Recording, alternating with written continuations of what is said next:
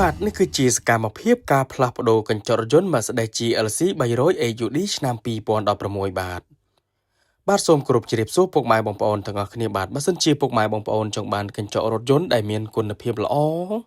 និងជាងដែលមានជំនាញច្បាស់លាស់ផ្នែកកញ្ចក់រថយន្តដែលក៏មានបទពិសោធន៍យូរឆ្នាំខាងផ្លាស់ប្ដូរសូមកុំភ្លេចខាងកុសលសុខមានបាទខាងយើងខ្ញុំគឺមានលក់កញ្ចក់រថយន្តគ្រប់ម៉ាកគ្រប់ស៊េរីហើយក៏មានសេវាកម្មទៅផ្លាស់ប្ដូរកញ្ចក់រថយន្តជូនពុកម៉ែបងប្អូនដល់ទីតាំងផងដែរបាទហើយបើសិនជាពុកម៉ែបងប្អូនមានបញ្ហាដូចជាកញ្ចក់រថយន្តជ្រាបទឹកចង់កោះបិទបដូរស៊ុំឬក៏មានចម្ងល់អ្វីផ្សេងទៀតដែលតាក់ទងជាមួយនឹងកញ្ចក់រថយន្តពុកម៉ែបងប្អូនដែលឆាតចូល Page សួរព័ត៌មានផ្ទាល់ក៏បានឬក៏ពុកម៉ែបងប្អូនដែលខលតាមរយៈលេខទូរស័ព្ទដែលខ្ញុំដាក់នៅលើ banner ផ្ទាល់នឹងក៏បានខ្ញុំម្ចាស់ហាងដែលមានជំនាញនិងបទពិសោធន៍យូរឆ្នាំខាងកញ្ចក់រថយន្តខ្ញុំនឹងជម្រាបជូនពុកម៉ែបងប្អូនច្បាស់តែម្ដងបាទ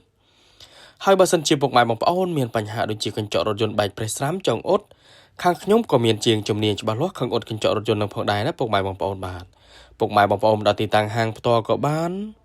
ឬក៏ពុកម៉ែបងប្អូនអត់មានពេលទេឲ្យជាងទៅអ៊ុតកញ្ចក់រថយន្តឬក៏ទៅផ្លាស់ប្ដូរកញ្ចក់រថយន្តជូនពុកម៉ែបងប្អូនដល់ទីតាំងក៏បានបាទ